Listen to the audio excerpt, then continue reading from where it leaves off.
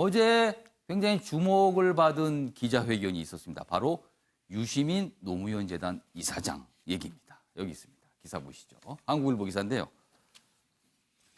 직업 정치 떠났다. 이렇게 얘기를 했습니다. 어제 기자회견을 통해서. 그런데 한국일보는 행보는 대선 주자급이다. 이렇게 제목을 달았습니다. 고 김홍일 조문, 호남구의 뒷말이다. 요 또 조문을 간 걸 가지고 이렇게 해석을 했네요. 홍준표 전 대표와 방송 맞짱 토론. 이것도 초미의 관심사죠. 다 이런 게 정치 행보 아니냐. 그리고 어떻게 보면 대선 주자급 행보다. 본인은 정계 복귀설 또다시 부인했다. 이렇게 소개를 하고 있고요. 관련 기사 하나 더 있는데요. 마저 보겠습니다. 유시민, 직업으로서 정치 안 한다. 대선 후보 순위 내려가니까 다행이다. 여론조사에서 자신을 놓고 대선 후보 지지율을 조사하는데 순위가 내려가니까 천만다행이다. 이런 또 입장을 나타냈습니다. 어제입니다. 노무현 대통령 서거 10주기 기자 간담회 열었는데요. 정기 복귀설 재차 일축했다. 그런데 어제 또 주목되는 거 하나는요. 슬로건을 공개를 했습니다. 뭐 표라고 할 수 있는데요. 그 표가 이렇습니다. 새로운 노무현. 그래서 뭐 의미를 설명을 하긴 했습니다만 새로운 노무현. 아무래도 사람이 떠오르게 되거든요. 그래서 이 슬로건 역시도 그렇게 간단하게 보이진 않는다. 뭐 여러 가지 얘기들이 있었습니다. 그럼 어제 기자회견 모습 영상으로 확인해 보겠는데요. 이쪽 화면 봐주시죠. 직업으로 삼는 거야. 직업으로서의 정치. 이거는 좀 다른 문제예요. 제가 직접 권력을 잡아서 그 권력, 국가 권력을 잡아서 그 국가 권력의 기능, 작동 방식을 바꾸려고 하는 시도. 이건 안 하겠다는 뜻이에요. 그다음에 대선 후보 여론조사 문제는 제가 좀 빼달라고 그렇게 간곡히 이런저런 방법으로 말씀을 드렸는데 다행히 빼주는 언론사들도 있는 것 같고요.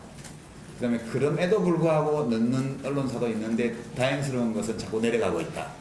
계속 내려가서 사라져 주기를 바라고 있습니다. 네. 본인은 저토록 극구 정치 안 한다고 얘기하는데 주변에서는 무슨 소리야 할 것 같은데 이런 경우도 참 독특한 상황인데요. 김상일 평론가. 네. 사실 그동안 우리 국민들이 많은 경험을 했습니다. 정치 안 하겠다, 안 하겠다. 그리고 은퇴한다? 수도 없이 얘기했지만 결국엔 다시 나오고 정치하는 경우 많이 봤거든요. 그래서 그런지 이번에도 100% 고지고대로 듣고 있는 것 같지는 않아요. 정치를 안 하시겠다고는 지금은 이제 예. 그렇게는 말씀 안 하세요. 말씀을 좀 바꾸셨어요. 정치를 하되 직접 내가 운전대를 잡진 않겠다 이런 말씀이신데. 그러니까 정치 뭐 논평도 하고 여러 가지 활동하는 게 다 정치다. 그건 다 모든 정치. 국민이 할 수 있는 정치지만 네. 직업으로서의 정치는 안 그렇죠. 한다. 직접 운전대는 잡지 않겠다 이런 말씀이신데요. 그러면은 저는 좀 그런 생각은 들어요. 그러면은 마쿠 정치를 하시려 그러나? 마쿠 정치요. 네, 뒤에서 이렇게 좀 이렇게 어디로 운전해라 이렇게 좀 이렇게 지시하시는 정치를 하시려고 그러나 이런 느낌을 좀 드는데 예. 어쨌든 이런 논란을 완전히 피하고 싶으시다면 저는 노무현 재단 이사장직을 그만두시거나 아니면 노무현 재단의 목적을 분명하고 구체적으로 해서 정치하고는 조금 다른 아예 정치하고 예. 거리를 완전히 둬버리는. 예, 어떤 길을 분명히 이렇게 설정해가지고 제시하는 이 두 가지가 예. 없으면 이게 분리하는 건 좀 불가능할 것 같고요. 그리고 아까 제가 말씀드렸지만 본인이 답답하면 이렇게 예. 뒤에서 하시다가 답답하고 요구가 있으면 예. 나올 수 있는 유혹은 항상 있는 거고 그렇기 때문에 지금 안 하시겠다는 말은 뭐 믿어야겠죠. 본인이 말씀하시니까. 그렇지만 미래에도 안 하게 될 것이냐의 문제는 예. 좀 뭐 확신이 서진 않습니다. 예. 정우가 위원님. 네. 구체적으로 내년 총선입니다. 총선 출마 가능성 그리고 그 후에 대선 주자 반열에 올라갈 가능성. 어제 더더군다나 슬로건을 새로운 노무현이라는 슬로건을 공개하면서 이게 또 이야기가 참 많아요. 이게 네. 무슨 의미일까? 유시민 그 이사장을 지금 그 작가로만 보는 사람이 몇 명이나 되겠습니까?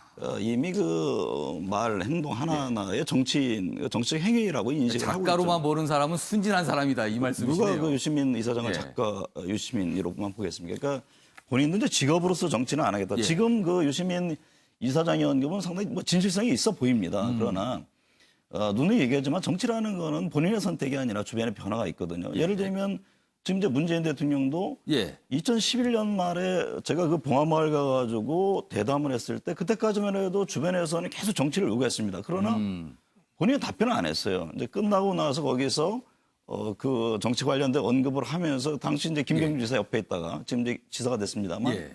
상당히 그 어떤 밝은 표정이었던 기억이 나는데 아. 결국엔 그런 겁니다. 떠밀려서 했던 어떤 시대적 상황에 맞춰서 했던 예. 새로운 변화 형태가 올 것으로 저는 봅니다. 예. 그리고 그 공간에서 저는 유시민 이사장이 어떤 형태로도 역할을 할 것이고 당장 뭐 내년 총선은 아니지만 저는 대선을 앞두고는 유시민 이사장이 분명히 뭔가 움직임이 있고 주변에서 요구가 있을 것으로 저는 예상을 하고 있습니다. 그러니까 본인이 아무리 안 한다고 해도 주변에서 가만두지 않을 것이다 이 말씀이시네요. 네, 배정 교수님. 뭐 저는 결론적으로 얘기하면은 예. 유시민 이사장이 대권을 도전할 것으로 봅니다. 한다. 네, 그 이유는 세 가지인데 첫 번째는 역시 대선 주자로서의 잠재력이 누구보다 막강하기 때문에 그렇습니다. 예. 그리고 두 번째로는 이 대권 도전이라는 게 자기 의지로 되는 게 아니에요. 오. 운명적으로 옆에서 당신밖에 없다. 예. 당신이 이 나라와 민족의 운명을 위해서 희생해야 된다. 예. 라는 명분을 들이대면 어.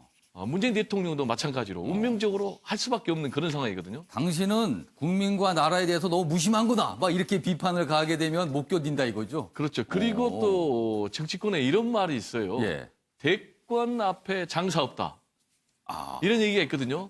결국은 같은 맥락인데 예. 그리고 현재 유시민 이사장은 본인도 인정을 했지만 예. 정치 행위를 하고 있어요. 예. 그리고 정치를 안 한다면서 수식어가 붙거든요. 예. 직업으로서의 정치를 안 하겠다. 예. 사실은 직업으로서의 정치는 잘못된 거예요.